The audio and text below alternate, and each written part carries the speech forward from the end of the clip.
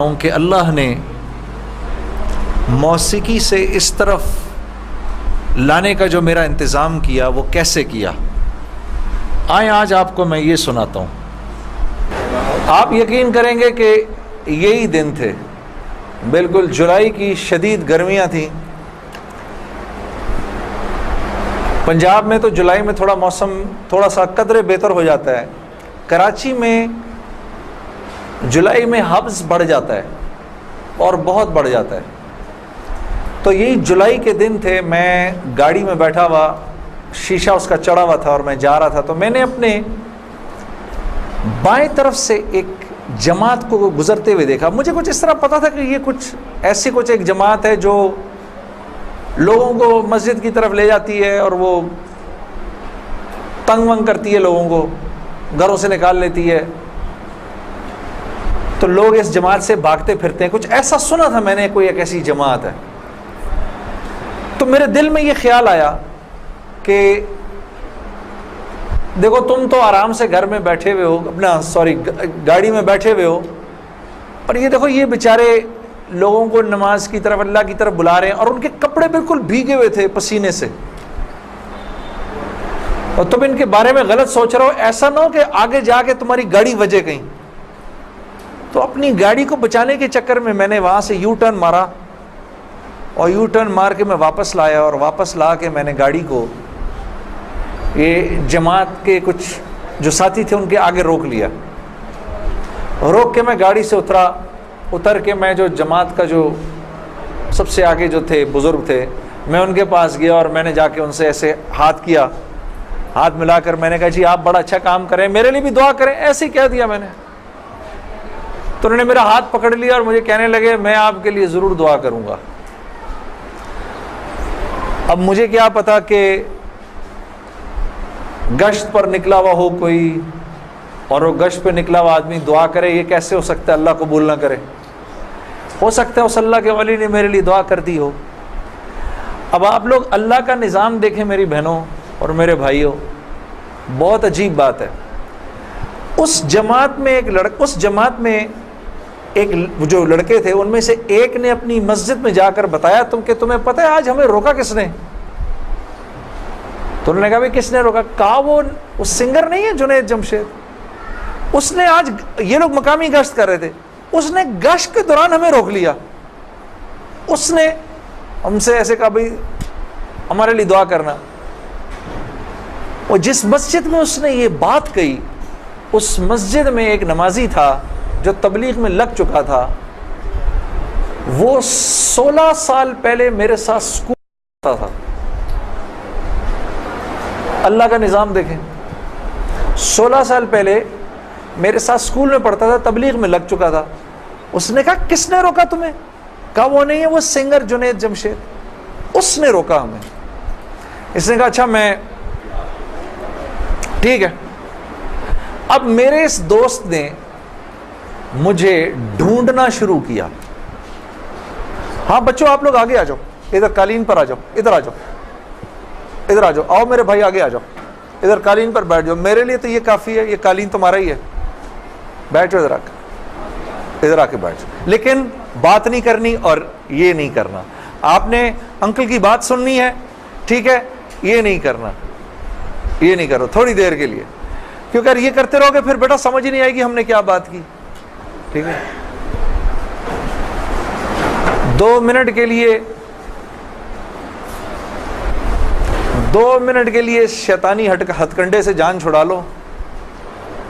ہاں اچھا، تو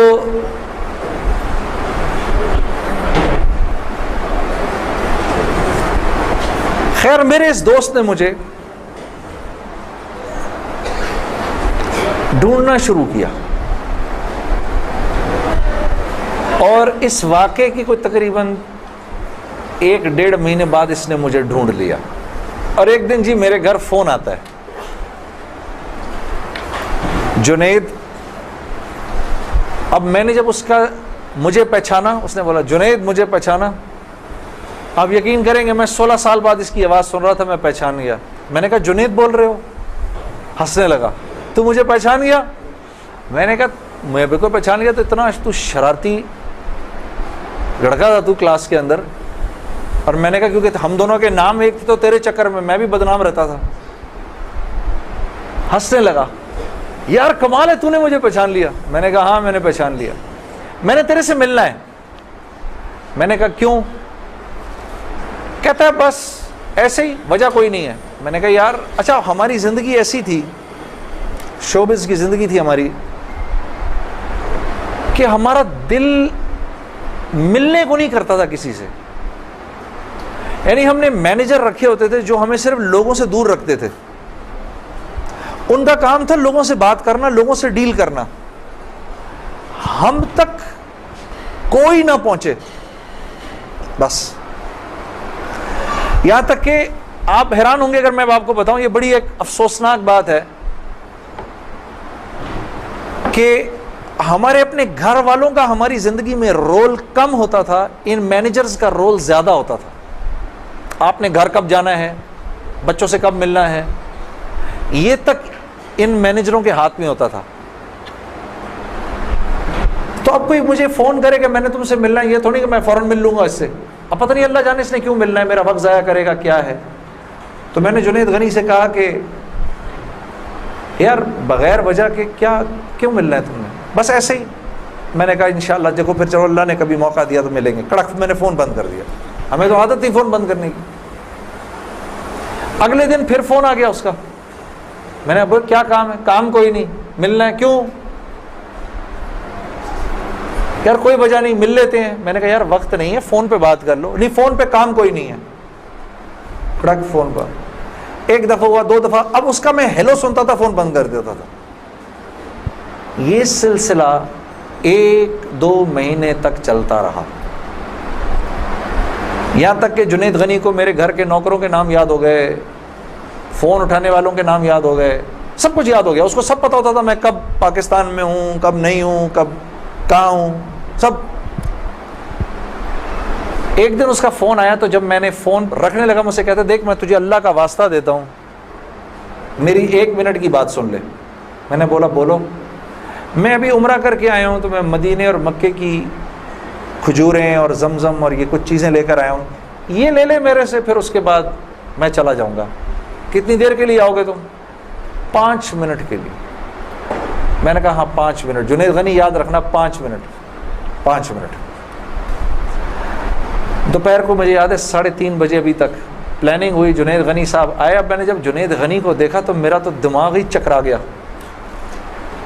کیا دیکھتا ہوں، سفید لباس ہی جیسے مولوی صاحب نے پہنا ہوا ہے، سر پہ پگڑی، اتنی بڑی داڑھی، اوپر واسکٹ پہنی ہوئی اس نے، پائنچے اس کے اوپر. میں نے کہا جنید غنی یہ تجھے کیا ہو گیا؟ کہتا ہے مجھے کیا ہو گیا؟ میں کیا کہوں تجھے کیا ہو گیا؟ میں نے کہا یہ تیرا حال تیرے جیسا شیطان، یہ اتنا بڑا بزرگ بنا ہوا، آؤ بیٹھو میرے پاس. آیا میرے پاس بیٹھا، اس نے مجھے کھجوریں دیں، زمزم دی، جانماز دی، اور پورے 5 منٹ میں کہتا ہے میرے 5 منٹ پورے ہوئے، اب میں چلتا ہوں. میں نے کہا نہیں اب بیٹھ جاؤ، بیٹھ جاؤ، مجھے بتاؤ یہ سب کیا ہے. پھر مجھے کہنے لگا چل چھوڑ اس کو یار، اسکول کی بات کرتے ہیں. میں نے کہا اسکول چھوڑو، مجھے بتاؤ یہ کیا ہے، یہ کنہوں نے تمہارا حال کیا؟ یہ مجھ سے کہنے لگا مل لو ان سے. میں نے کہا ہاں میں نے ان سے ملنا ہے، میں نے ان سے ملنا ہے. آپ سوچو کوئی آدمی تبلیغ والوں کے چنگل میں پھنس جائے، ہاں. تو مجھ سے کہتا ہے کل سے ہمارا اجتماع شروع ہو رہا ہے، میرے ساتھ اجتماع پر چلو. میں نے کہا میں چلوں گا. تو میں کل تمہیں پک کرنے آؤں گا، صبح کے وقت پک کرنے آؤں گا. آپ یقین کرو 5 منٹ کے لیے آیا تھا، 3.5 گھنٹے میں نے بٹھا کے رکھا اس کو اپنے پاس. میں اس سے باتیں سنتا رہا، جنید غنی کیا، پھر کیا ہوا، پھر کیا ہوا، پھر کیا ہوا، کیا ہوا، کیا ہوا. آخر میں نے کہا میں تمہارے ساتھ اجتماع پر چلوں گا. خیر جی میں تیار ہو گیا. میں نے اپنی نئی صاف ستھری جینز نکالی، اپنی میں نے ٹی شرٹ نکالی، لمبے لمبے میرے بال تھے. ہاں میں تیار ہو گیا جس طرح میرا خیال تھا بہترین طریقے کا تیار ہونے کا, میں ہو گیا تیار. اب جب میں وہاں پہنچا, اترا, میں نے جا کے اجتماع دیکھا تو میں نے دیکھا کہ ہر آدمی شلوار قمیض میں, ہر آدمی کے سر پہ ٹوپی. تو میں نے جنید غنی سے کہا, جنید غنی سن, یہ مجھے کوئی مار وار تو نہیں دے گا ادھر ہے, کو میرا کوئی قتل وتل تو نہیں ہو جائے گا میرا؟ کہتا نہیں, ہم لوگ مارنے والی پارٹی نہیں, ہم لوگ کھلانے والی پارٹی ہیں. میں نے کہا اچھا لے جاؤ مجھے اندر. پھر اب میں اندر جانا شروع ہوا اجتماع گاہ میں, تو میں نے دیکھا کہ لوگ ایک دم اکٹھے ہونا شروع ہو گئے. پیچھے سے مجھے آوازیں آئیں, ارے یار یہ تو جنید جمشید ہے یار. کو دو چار آوازیں آئیں, ابھی یہ ادھر کیا کر رہا ہے؟ تو مجھے یہ بات بری بھی لگی ہلکی سی, کیا مطلب بھائی کہ تم بہت بڑے مسلمان ہو, میں نہیں آ سکتا کیا؟ خیر میں اندر گیا, اندر جا کر بیٹھا تو میں نے دیکھا ایک مجمع سب پہنچ گیا ملنے کے لیے, دیکھنے کے لیے. جو بھی جنید غنی نے مجھے بٹھایا, تم ادھر ہی بیٹھو یہیں پر, اور میں ابھی ایک صاحب کو لے کر آتا ہوں. خیر یہ مجھے بٹھا کر چلا گیا. اتنی دیر میں ایک نوجوان لڑکا, یہ جیسے بھائی لوگ بیٹھے ہیں اپنے, 18-19 سال کا, یہاں سے بیچ میں سے راستہ توڑ کے میرے پاس آ گیا. مجھے آ کر کہتا ہے, جنید بھائی نماز پڑھتے ہیں آپ؟ تو میں اس کو ایسے دیکھنا شروع ہو گیا. اب میں نے کہا کیا جواب دوں میں اس کو, ہاں بولوں کہ نہیں بولوں, سچ بولوں کہ جھوٹ بولوں؟ دیکھتا رہا اس کو, دیکھتا رہا, لیکن اندر ہی اندر نا مجھے غصہ آنا شروع ہو گیا کہ اب یہاں یہ ہوگا, اگلا پوچھے گا آپ قرآن پڑھتے ہیں کہ نہیں پڑھتے ہیں, پھر اگلا پوچھے گا آپ روزے رکھتے ہیں نہیں رکھتے ہیں, آپ نے حج کر لیا. مطلب یہاں اب میری کیا اب یہاں پر کیریکٹر اسیسنیشن ہوگی کیا؟ میں ابھی یہاں پر کیریکٹر اسیسنیشن کروانے آیا ہوں, اپنی کردار کشی کروانے آیا ہوں میں یہاں پر. تو میں نے وہ لڑکا جو ساتھ بیٹھا تھا, میں نے کہا یار اس کو بولو جنید غنی کو, یہ مجھے غلط جگہ لے آیا, وہ میں یہاں سے جا رہا ہوں ابھی. وہ بھاگا گیا اس کے پیچھے, اس کو لے کر آیا. جنید غنی نے کہا کیا ہو گیا یار جنید, کیا ہو گیا؟ میں نے کہا یار کچھ نہیں. تو وہ کہتا ہے یہ ابھی ایک لڑکے نے آ کے پوچھا تھا ان سے, آپ نماز پڑھتے ہیں نہیں پڑھتے ہیں؟ تو جنید غنی نے کہا تو نے اس لڑکے کو آنے کیوں دیا؟ اتنا غصے ہوا وہ اس پہ. میں نے جنید غنی کو ٹھنڈا کیا, میں خود بھی تھوڑا ٹھنڈا ہوا. میں نے کہا یار کیوں ناراض ہوتا ہے؟ وہ لڑکا بات تو صحیح کر رہا تھا نا کہ نماز پڑھنی تو چاہیے مجھے. تو اس نے جو جملہ بولا نا مجھے, وہ مجھے آج تک یاد ہے. جنید غنی نے جو جملہ بولا, اس نے کہا جنید ہم کیوں نہیں پوچھتے کہ تم نے کیوں نہیں کیا, ہم تو ترغیب دیتے ہیں, اس کے بعد اللہ سے دعا کرتے ہیں کہ اللہ وہ نیکی کرنے کی توفیق دے. ہاں وہ آج بھی مجھے وہ بات یاد ہے. اللہ پاک یہ مجھے بھی عطا کرے کہ ہم کسی سے یہ نہ کہیں بھائی تم نے کیوں نہیں کیا یہ, بلکہ نیکی کی ترغیب دیں اور پھر اللہ سے رات کو دعا کریں اللہ میرے اس بھائی کو, میری اس بہن کو توفیق دے وہ اس نیکی کو کر سکے. پھر میں نے کہا جنید غنی کو چل چھوڑ یار, میں ادھر ہی بیٹھا ہوں, میں کہیں نہیں جا رہا. اب جنید غنی صاحب نے ایک صاحب کو بلایا, ان کا نام تھا ڈاکٹر بلند اقبال. ابھی جب میں شان رمضان ابھی شان رمضان کر رہا تھا نا, یہ ابھی کچھ پچھلے رمضان میں, تو ڈاکٹر بلند اقبال صاحب بڑے عرصے بعد مجھے ملنے آئے. میں ملا ان سے, بڑی خوشی ہوئی. میں نے ان کو یاد کرایا وہ واقعہ جو میں اب آپ کو سنانے لگا ہوں. تو ڈاکٹر بلند اقبال صاحب میرے سامنے آ کے بیٹھ گئے. اور ڈاکٹر بلند, اب تبلیغ والوں کا بہن میں ذرا سا آپ کو بتاؤں کہ تبلیغ والے نا اب وہ سامنے والے کو جانتے نہیں ہیں, لیکن اس کو اللہ کی دعوت تو دینی ہے. تو آپ پہلے اس سے پوچھتے ہیں بھائی آپ کیسے ہیں, خیریت سے ہیں, آپ کا اسم گرامی کیا ہے؟ اچھا ماشاء اللہ بڑی خوشی ہوئی آپ سے مل کے, یہ میرا نام ہے, بڑا اچھا کیا آپ آئے. پھر باتوں میں پوچھتے ہیں کہ آپ کیا کرتے ہیں. تو میرے سے بھی انہوں نے پوچھ لیا, تو جنید صاحب آپ کیا کرتے ہیں؟ تو میں چپ کر گیا. اچھا کوئی بات نہیں, آواز آ رہی ہے نا میری؟ ٹھیک ہے, اللہ آپ لوگوں کو خوش رکھے. جی جی. میرے سے پوچھنے لگے جنید صاحب آپ کیا کرتے ہیں؟ اب میں اس کی شکل دیکھنا شروع ہو گیا. میں نے کہا ابھی تک تو جی جی جی اچھا ہو رہی ہے اس کی ریکارڈنگ؟ اچھا اچھا، چلو آپس میں بات نہیں، آپس میں بات نہیں، میرے سے سن لو، آپس میں بات نہ کریں. تو میرے سے نا اب میں ان کی شکل دیکھوں، میں نے کہا اب تک مار نہیں پڑی تو اب پڑے گی. اب جو میں نے بتایا نا میں کیا کرتا ہوں، تو میرے چہرے کے بدلتے ایکسپریشنز دیکھ کے نا جنید غنی نے ان سے کہا ارے ڈاکٹر صاحب آپ اس کو نہیں پہچانتے، یہ وہ ہے نا جس نے دل دل پاکستان گایا ہے. ڈاکٹر صاحب کہتے ہیں ارے واہ واہ واہ واہ واہ واہ واہ واہ، مسلمان کی تو شان ہی یہی ہے، جس کام کو کرتے آگے بڑھ جاتا ہے. میں نے کہا یہ آدمی ٹھیک آدمی ہے،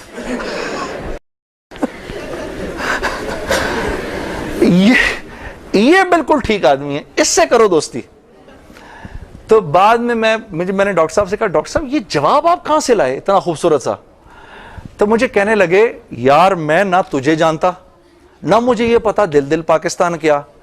تو جب اس نے بولا نا کہ اس نے دل دل پاکستان گایا تو میں نے کہا واہ واہ واہ واہ، اور میں دل میں دعا کروں یا اللہ جلدی سے صحیح جواب میرے ذہن میں ڈال، جلدی سے صحیح بات ڈال میرے ذہن میں. تو میں نے فٹ کہہ دیا. اور یہ بات میرے دوستو ہے بھی سچ کہ مسلمان کی شان یہ ہے، مسلمان جس کام کو کرتا ہے نا مسلمان اس کام میں آگے بڑھ جاتا ہے. ساری دنیا میں جن کاموں کو آپ برا کام سمجھتے ہیں نا کہ یہ برے کام ہیں، ان برے کاموں کو بھی اگر کبھی کسی مسلمان نے کیا نا تو یقین کرو غیروں سے بھی زیادہ کیا. ہاں یقین کرو، مسلمان ایک عجیب امت ہے، ہم سے بہتر کوئی نہیں. کنتم خیر امہ، بس یہ ہر لائن سے بہترین امت ہے. جس کو اللہ ہی کہہ دے تم بہترین ہو تو پھر ہمیں دوسروں سے پوچھنے کی کیا ضرورت ہے کہ ہم اچھے ہیں کہ برے ہیں. ہاں اب میں پورا دن ڈاکٹر بلند اقبال صاحب کے ساتھ پھرتا رہا. اور جب دن کا آخر آیا تو جنید غنی نے مجھے کہا کہ چل میں تجھے اب گھر چھوڑ دوں. میں نے کہا گھر تو مجھے چھوڑ دو لیکن یہ بسترے کیا ہیں، یہ جو بسترے لگے ہوئے ہیں؟ کہا یہ رات کو لوگ یہاں سوئیں گے. میں نے کہا اور یہ جو بزرگ حضرات ہیں یہ بھی ادھر ہی سوئیں گے. میں نے کہا یار میں تو ان سے زیادہ فٹ آدمی ہوں، اگر یہ بوڑھے لوگ ادھر سو سکتے ہیں تو میں بھی سو سکتا ہوں. تو اس نے کہا یار نور اللہ نور، تیرے لیے بھی بسترا لگا دیتے ہیں.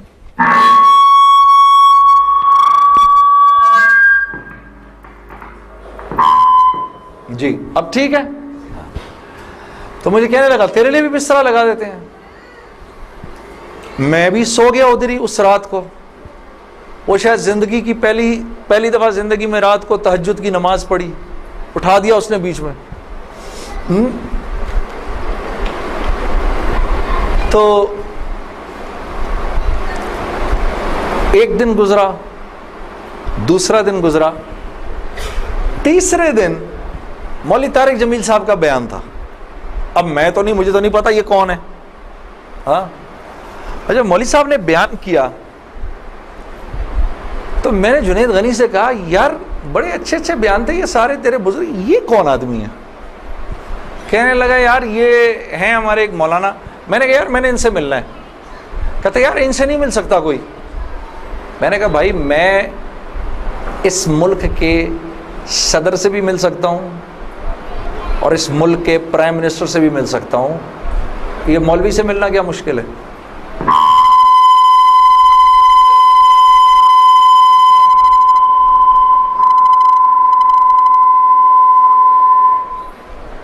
اب ٹھیک ہے،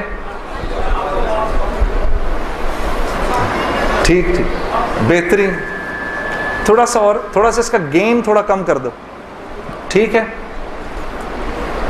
ان میں سے زیادہ تر لوگوں کو نہیں پتا کہ اس مائک سے میرا تعلق جو ہے وہ ان ساروں کی عمروں سے بھی پرانا ہے. اچھا اب ٹھیک ہے، اب ٹھیک. آپ لوگوں کو پیچھے آواز آ رہی ہے؟ بس. تو خیر میں نے سو کہا مجھے ملنا ہے، ہر صورت میں ملنا ہے. کہنے لگا یار کس طرح کریں گے، چل میں تجھے لے کے چلتا ہوں. خیر جی ہم پورے مجمع میں سے نکلے دونوں، کرتے وہ پیچھے حضرات کے ٹینٹس لگے ہوئے تھے. کرنگی میں ہوا تھا یہ کراچی کا اجتماع. میں اور یہ بات کر رہا ہوں 1997 سپٹمبر 1997 3rd of سپٹمبر مجھے ابھی تک یاد ہے, میری سالگرہ تھی 3rd سپٹمبر 1997. عمر بھی بتا دوں میری کیا ہو گئی تھی, معلوم ہے سب آپ کو, سب کو پتہ چلے گا. 50 سال کا تو ہو ہی گیا ہوں نا میں. ہاں اب کیا ڈرنا, جو 50 سال کا بندہ ہو جائے وہ کیا عمر چھپایا اپنے. خیر, تو میں جب ادھر پہنچا تو وہاں پر ایک لڑکا ایسے ڈنڈا لے کر کھڑا ہوا مولوی صاحب کے کمرے کے باہر. تو مجھے دیکھ کر وہ مسکرانے لگا, جنید بھائی آپ ادھر کیا کر رہے ہیں؟ اب مجھے 3 دن تو گزر گئے تھے. میں نے کہا کیوں بھائی, میں کیوں نہیں آ سکتا ادھر, تو بڑا مسلمان ہے میرے سے. ہنسنے لگا, نہیں نہیں نہیں, وہ میں نہیں کہہ رہا, میں آپ کو دیکھ کے تھوڑا حیران ہو گیا, کیا کام ہے؟ میں آپ کا بڑا فین ہوں. میں نے کہا اچھا. تو میں نے کہا کہ مجھے یہ جو تھے نا مولانا طارق جمیل, ان سے ملنا ہے. کہ یار جنید بھائی ان سے تو ملنے کی کسی کو اجازت نہیں ہے. میں نے کہا تم جا کر بتاؤ تو صحیح کہ میں نے ملنا ہے. اچھا میں کچھ کرتا ہوں. خیر وہ اندر گیا, اس نے اندر جا کر کہا کہ آپ آئیں اندر. تو میرا دوست جنید غنی مجھے لے گیا. آپ یقین کرو میں نے مولوی طارق جمیل صاحب کو زندگی میں کبھی اکیلے بیٹھے نہیں دیکھا. وہ اللہ نے شاید اس دن ملوانا تھا یا بات کروانی تھی, اکیلے بیٹھے ہوئے تھے خیمے میں اپنے. جنید غنی نے جا کر اندر کہا مولانا میرا ایک دوست ہے جنید جمشید, وہ آپ سے ملنا چاہتا ہے. مولانا نے کہا کون جنید جمشید؟ میں باہر کھڑا حیران ہو گیا, ان کو کیسے پتا میں کون ہوں؟ اندر بھیجو اس کو, اندر بھیجو. مجھے بلایا اندر اور جنید غنی کو کہا تم باہر جاؤ, تم باہر انتظار کرو. وہ باہر چلا گیا. یہ نوجوان جیسے بیٹھا ہے ایسے جا کے میں مولوی صاحب کے سامنے بیٹھ گیا اور مجھے ایسے تیز نظروں سے انہوں نے دیکھنا شروع کر دیا. میں نے کہا آپ مجھے ایسے کیوں دیکھ رہے ہیں؟ کہتے ہیں میں تجھے نہیں دیکھ رہا, میں تو اللہ کی شان دیکھ رہا ہوں. میں نے کہا جی کیا مطلب؟ کہا تیرے بڑے بڑے بورڈ لگے ہیں فیصل آباد کے اندر, بڑے بڑے بورڈ لگے ہیں. میں اکثر ان بورڈز کو دیکھ کر کہتا تھا, مجھے بعد میں مولانا نے بتایا, میں ان کو بورڈز کو دیکھ کر کہتا تھا ہر ایک کو ہدایت مل سکتی ہے, اس کو نہیں مل سکتی.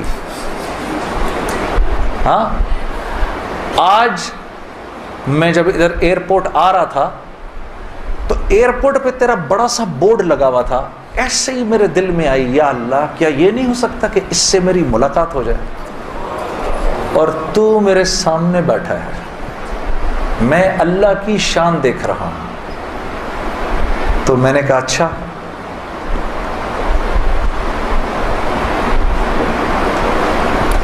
کہنے لگے دل پاکستان تو نے گایا ہے؟ میں نے کہا جی. میں نے کہا آپ نے سنا ہے؟ کہا نہیں سنا تو نہیں, بسوں کے پیچھے لکھا دیکھا ہے. میں نے کہا چلو یہ کسی یوں پہنچا نہ پہنچا, آئے تو صحیح برسر الزام ہی آئے. ہاں ہونٹوں پہ کبھی ان کے میرا نام ہی آئے, آئے تو صحیح برسر الزام ہی آئے. میں نے کہا چلو یوں نہیں تو یوں سے, تعارف یوں نہیں ہوا تو یوں ہو گیا, بسوں کے پیچھے تو لکھا دیکھ لیا. کوئی نہیں کوئی نہیں, ادھر سنو. اور یہ ہمارے ملک کی سوغات ہے, اس پہ گھبرانا نہیں چاہیے یار. یہ ایسے ہو جاتے ہیں ہائے یہ کیا, ارے یار کیا ہو گیا, بجلی چلی گئی نا, آ گئی. یہ تو ہمارے ملک کی سوغات ہے, اس پہ گھبرانا نہیں چاہیے. ہاں اس پہ اس لیے نہیں گھبراؤ, آپ نہیں گھبراؤ گے نا تو غیر بھی نہیں گھبرائیں گے.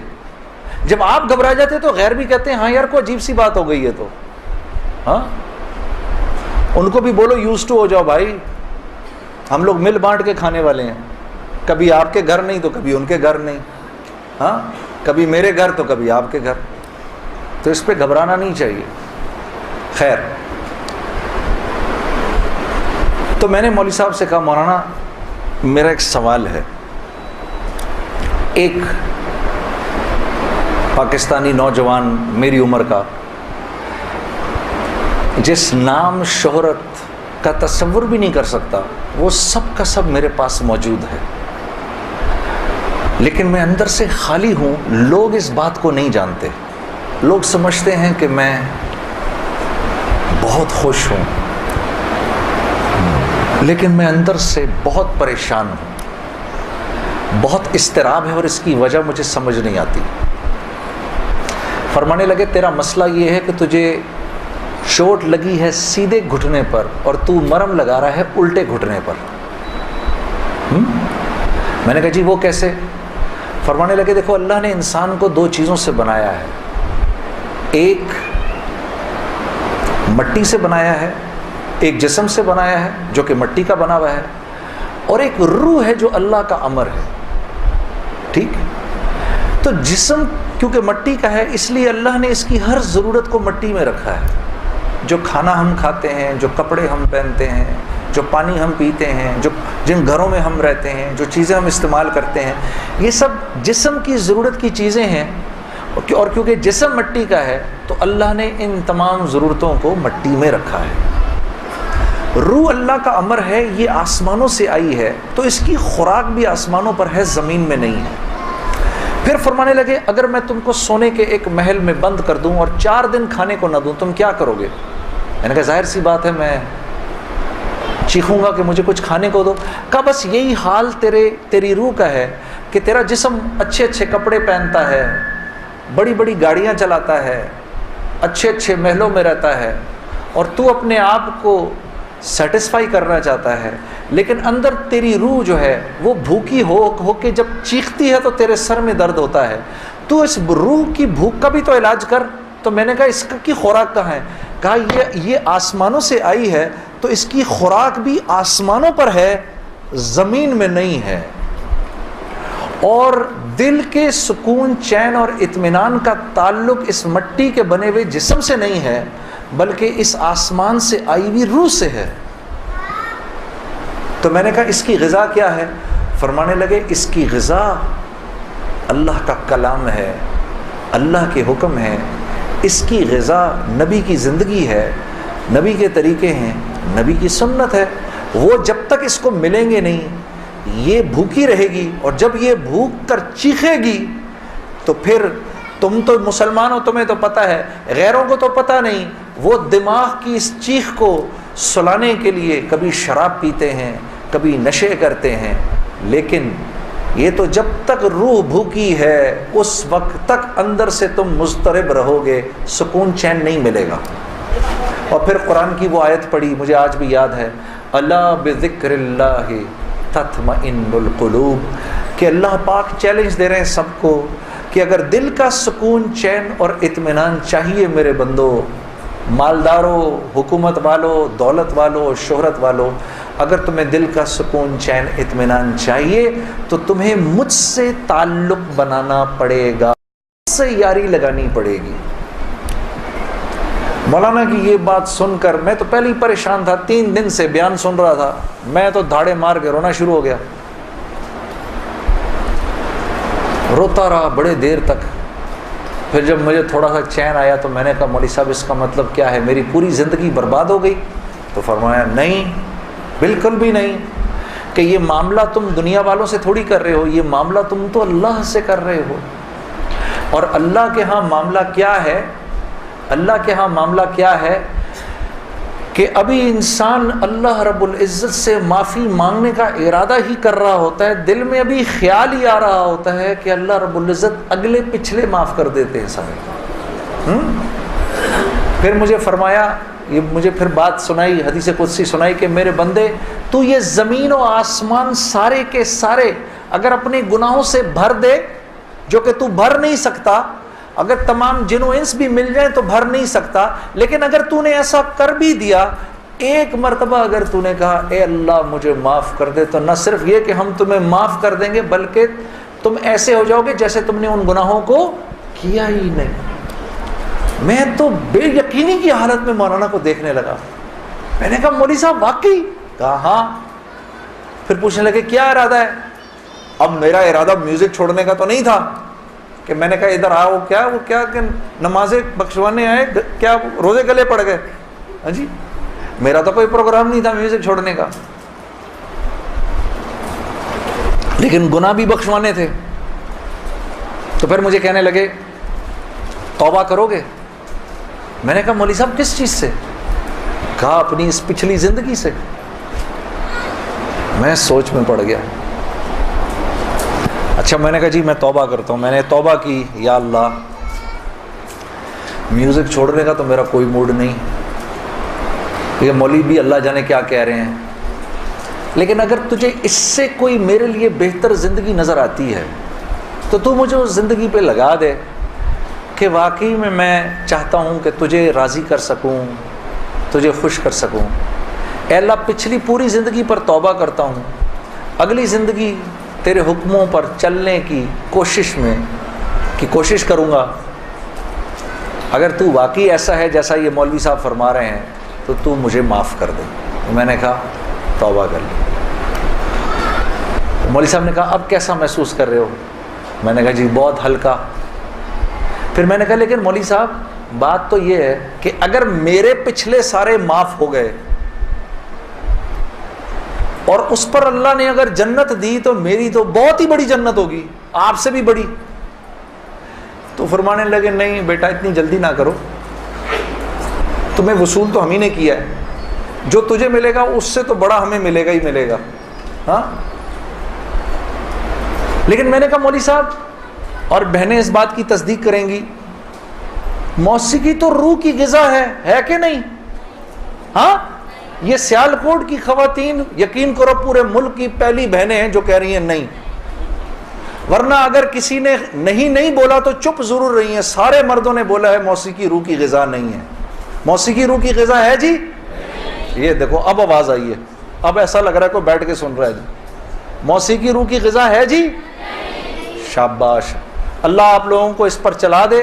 اللہ رب العزت آپ کے موبائلوں میں جتنے بھی گانے ہیں سب اڑا دے اسی وقت، گھروں میں جتنی کیسٹیں ہیں سب ٹوٹ جائیں، اللہ کرے ساری سیڈیاں ٹوٹ جائیں، اللہ پاک ایسے کرے گانے کی آواز ہی نہ سننے کو ملے آج کے بعد آپ میں سے کسی کو۔ یہ سوچ لو آمین قبول ہو جائے گا، اب سوچ کے بولنا آمین۔ تو مولوی صاحب نے مجھے کہا کہ نہیں، موسیقی روح کی غذا نہیں ہے، موسیقی نفس کی غذا ہے۔ موسیقی کس کی غذا ہے؟ نفس کی۔ یہ واقعی نفس کی غذا ہے، اور یہ ایسا زہر ہے، ایسا زہر ہے، یہ جب اندر جاتا ہے تو پتہ ہی نہیں چلتا کہ نقصان کتنا کر گیا ہے۔ ٹرائی نہ کرنا، لیکن آپ کہیں جا کر اللہ کی بات سنیں، اس کے بعد جا کر 5 منٹ کا گانا سنیں، ساری صفائی ہو جائے گی، اندر ساری صفائی ہو جائے گی۔ میں یہ نہیں کہ بعد میں مجھ سے لوگ پوچھتے ہیں حلال ہے حرام ہے، اس کے لیے تو یہ مولوی بیٹھے ہوئے ہیں نا، ان سے پوچھو۔ میں آپ کو وہ بتا رہا ہوں جو ہوتا ہے، میں آپ کو وہ بتا رہا ہوں جو ہوتا ہے، کہ یہ انسان کو بے باک کر دیتی ہے۔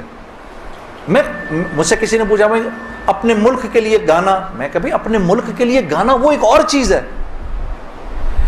میں ان گانوں کی بات کر رہا ہوں جن کو عام طور پہ لوگ سن رہے ہوتے ہیں بازاروں میں، ہاں، اور پھر کہتے ہیں اس کے سننے میں کیا ہے۔ ارے یار میں کیا بتاؤں آپ کو کیا ہے، خدا کی قسم اگر وہ زندگی اس زندگی سے بہتر ہوتی مجھے کیا تکلیف تھی۔ مجھے ایک ساتھی کہنے لگا اب تو آپ کے لیے اس زندگی کی طرف جانا بڑا مشکل ہے۔ میں نے کہا کوئی مشکل نہیں، گلا تو وہیں کا وہیں ہے، گا سکتے ہیں، لیکن اب اس زندگی کی طرف جانے سے بہتر لگتا ہے کہ میں آگ میں چھلانگ مار دوں، کہ وہ اس قدر خطرناک زندگی، وہ اتنی ایک، یقین کرو پوری، صرف گانا نہیں ہوتا، وہ ایک پوری زندگی ہے، وہ ایک پوری زندگی کا نام، جیسے یہ ایک پوری زندگی کا نام ہے نا، صرف دعوت کے 2 بول نہیں ہیں۔ ہاں میرے دوست مجھ سے لڑتے تھے، یار تو ادھر گانا گا ادھر جا کے اذان دے دے۔ ارے میں نے کہا نہیں ہوتا، ایسے نہیں ہوتا بھائی، گانا گانے والے کو تو اذان کی آواز سے نعوذ باللہ نعوذ باللہ نعوذ باللہ کراہیت آتی ہے، کراہیت آتی ہے۔ مجھے یاد ہے ہم کانسرٹ کر رہے ہوتے تھے اور مغرب کی اذان اگر ہوتی تھی، یقین کرو وہ، کیونکہ وہ تو دعوت کے بول ہیں نا، ادھر تو ایک غلط کام ہو رہا ہے نا، وہ تو دعوت کے بول ہیں. وہ دعوت کے بول جب ہمیں سنائی دیتے تھے تو وہ ہمارے سینے کو پھاڑ کے نکل جاتے تھے. ایسے تھوڑی ہوتا ہے. یہ کوئی کھیل مذاق ہے کیا؟ یا یہ کوئی ٹی وی کا پروگرام ہے کہ جس میں ایکٹنگ ہو رہی ہے کہ نہیں بھئی ادھر جا کر اذان دے دی، ادھر جا کے گانا گا دی، ادھر جا کے اذان دے دی. ایسے نہیں ہوتا. اور پھر اللہ کے نیکی کے کام کرنے کی تو اللہ کی طرف سے توفیق ملتی ہے میرے دوست.